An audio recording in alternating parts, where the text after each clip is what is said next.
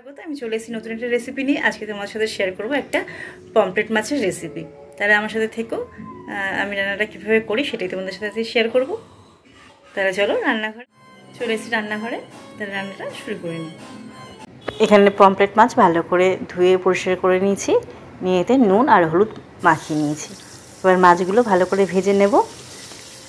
তেল গরম হয়ে গেছে, কড়াইতে মাছগুলো ভেজে নেব। একটুখানি কড়া করেই ভাজবো। দেখো মাছগুলো ভাজা হয়ে গেছে। এবার একে একে সব মাছটাই আমি ভেজে নেব।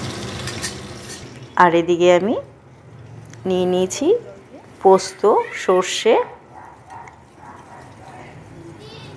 একটু গরম জল দিয়ে ভিজিয়ে রেখে দিলাম। আর দিয়ে দিলাম কটা চেরা কাঁচা লঙ্কা। এখানে ওই তেলের মধ্যেই, মাছ ভাজার তেলেই আমি দিয়ে দিলাম কালো জিরা ফোড়ন। এর আমি দিয়ে দিচ্ছি একটা টমেটো। দিয়ে টমেটোটা ভালো করে একটুখানি নরম হয়ে আসলে, টমেটোটা একটু সেদ্ধ হয়ে এসছে, এবার আমি দিয়ে দেব ভিজিয়ে রাখা মশলাটা। সর্ষে, পোস্ত আর কাঁচা লঙ্কা বাটা আর চেরা দুটোই দেওয়া আছে এর মধ্যে, দিয়ে দিলাম।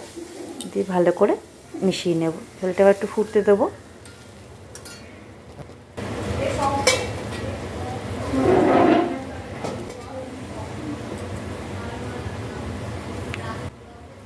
এবার দিয়ে দিলাম পরিমাণ মতন নুন।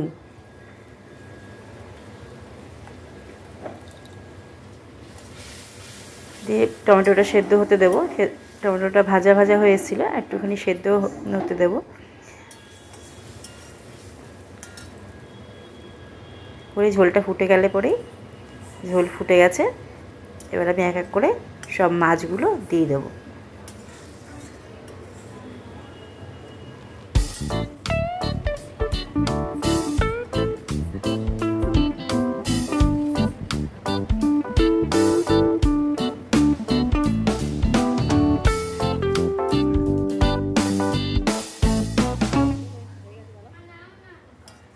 এবার আমি সবকটা মাছ দিয়ে দিলাম ঝোলের মধ্যে। ঝোলটা একটুখানি মাখা মাখা করব, যেহেতু সর্ষে পোস্ত দেওয়া, একটুখানি গা মাখা হলে পরে ঝোলটা খেতে বেশি স্বাদ হয়।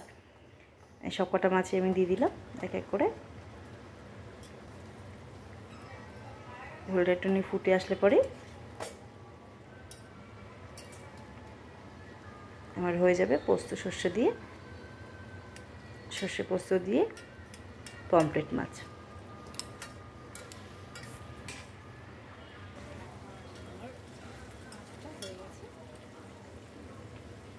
এই যে আমার রান্না হয়ে গেছে সর্ষে পোস্ত দিয়ে পমফ্রেট মাছ। আমার রেসিপিটা তোমাদের কেমন লাগলো আমাকে জানিও। আর আমার রেসিপি যদি তোমাদের ভালো লেগে থাকে তাহলে অবশ্যই লাইক, শেয়ার অ্যান্ড সাবস্ক্রাইব করো। তাহলে আজকের মতন এইটুকুই, আবার আসবো নতুন কোনো রেসিপি নিয়ে।